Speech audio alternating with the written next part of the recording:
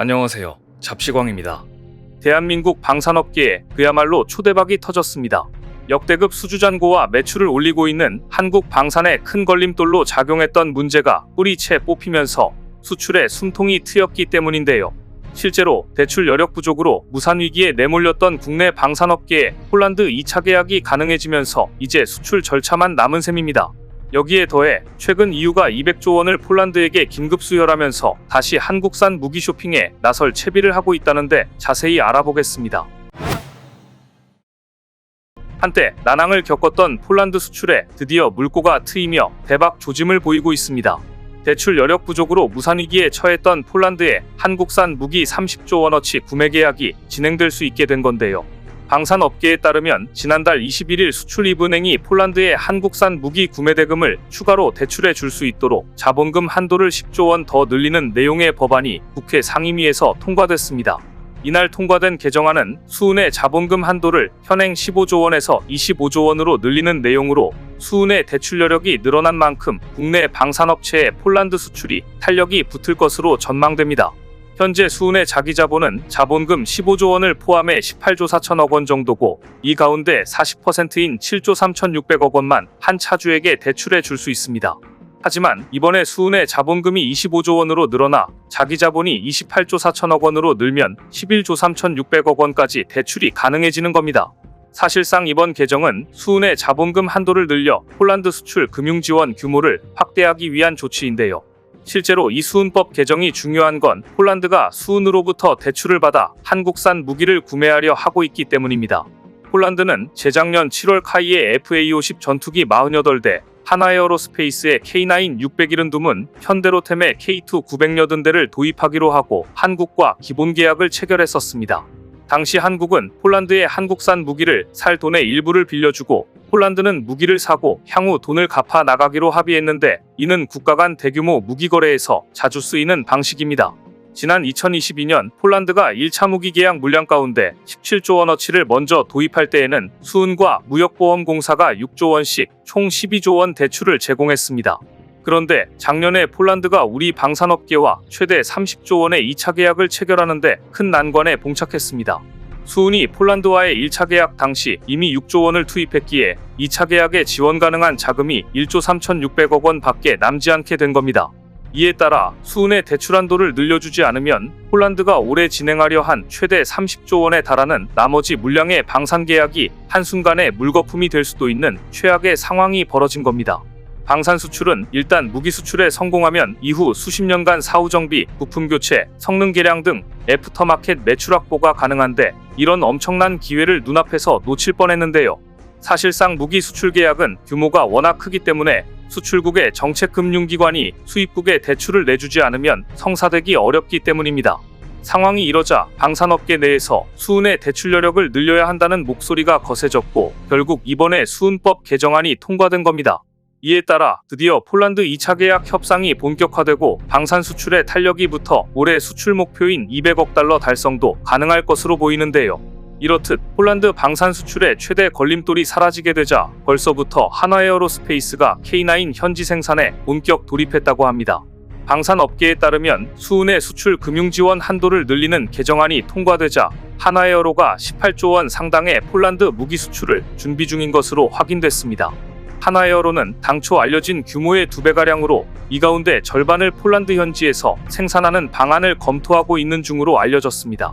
실제로 현재 하나에어로는 폴란드 정부와 수출 잔여 물량을 논의 중인데 전체 규모가 130억 달러, 우리 돈으로 18조 원에 달하는 것으로 확인됐습니다. 이는 시장 추정치인 10조 원의 2배에 달하는 규모라 초대박이 터질 조짐입니다. 하나에어로에 따르면 현재 잔여 물량은 K9 자주포 300문과 천무 다연장 로켓 70대로 수출 금액은 K9이 12조 3,300억 원, 천무가 5조 4,800억 원 규모로 추산됩니다. 이렇듯 수출 물량이 어마어마한 만큼 K9 자주포의 폴란드 현지 생산을 검토해 생산 거점 현지화를 구축한다는 계획입니다. 이렇게 되면 한화의 폴란드 전체 수출 물량 절반은 폴란드에서 나머지는 경남 창원 공장에서 생산할 것으로 보입니다. 수은법 개정으로 지지부진했던 폴란드 협상이 본격적으로 속도를 내게 된 만큼 생산 거점 현지화 시기와 장소, 협력업체 등이 빠른 시일 내에 구체화될 것으로 보입니다. 이와 동시에 작년에 사상 최대 실적을 거둔 한화헤어로가 올해에도 역대급 수출 실적을 낼지 귀추가 주목되고 있는데요. 실제로 벌써부터 한화헤어로의 분위기가 심상치 않은 가운데 이런 분위기를 바탕으로 시가총액이 1조 2천억 원이나 폭발적으로 증가하는 등 호재만 남았다는 평가가 주를 이룹니다.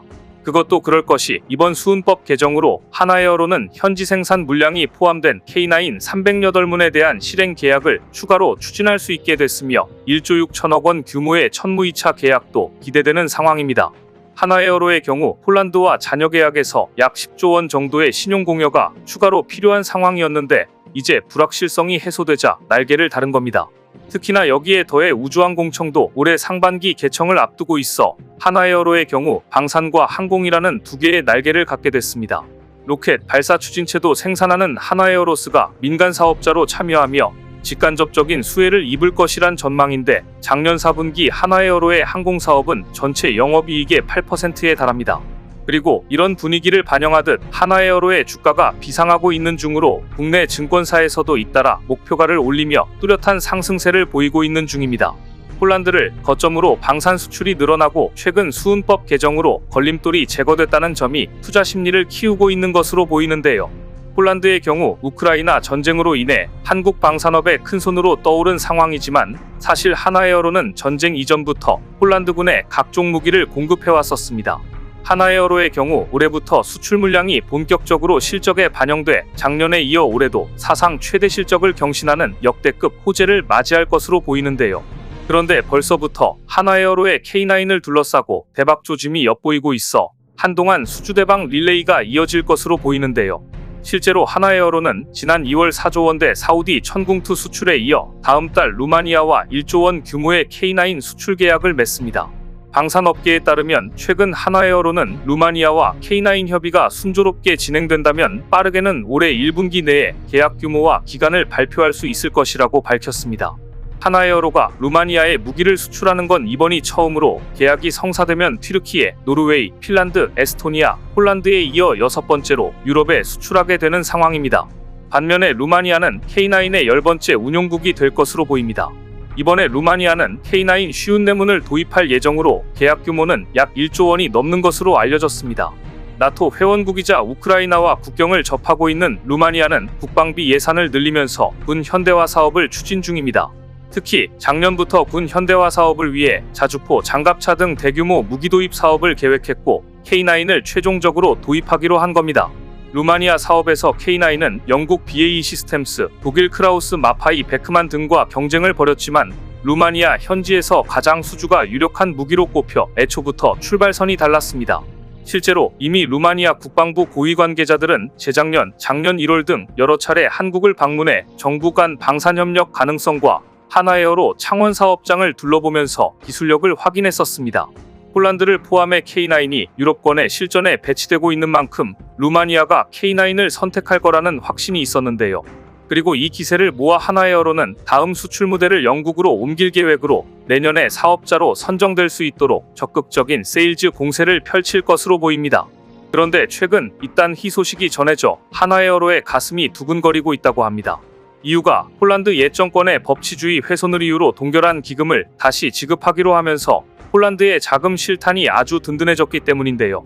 이번에 폴란드가 확보한 EU 지원금은 무려 약 200조 원으로 이로써 K9을 비롯한 한국 방산무기 체계를 더 많이 살 가능성이 매우 높아졌습니다. 로이터 통신에 따르면 지난달 우르줄라 폰데어라이엔 EU 집행위원장은 폴란드 법치주의를 회복하려는 폴란드의 노력에 감명받았다며 동결된 EU 기금을 풀어주겠다고 밝혔습니다. 동결이 해제된 기금은 감염 사태 이후 경제위기 회복과 화석연료 폐기 지원 기금 87조 원과 EU 회원국 경제격차 해소를 위한 결속 기금 110조 원 등 합해서 약 200조 원에 육박할 것으로 추산됩니다. 기자회견에 동석한 도널드 투스크 폴란드 총리는 엄청난 돈이다, 잘 쓰겠다고 말하며 만족감을 드러냈습니다. 안 그래도 한국으로부터 방산무기를 도입하는데 자금이 부족해 뭔가 아쉬웠던 폴란드가 지원금을 대규모로 받게 될 것으로 보이면서 본격적으로 우리와 무기협력 사업이 가속화될 것으로 보입니다.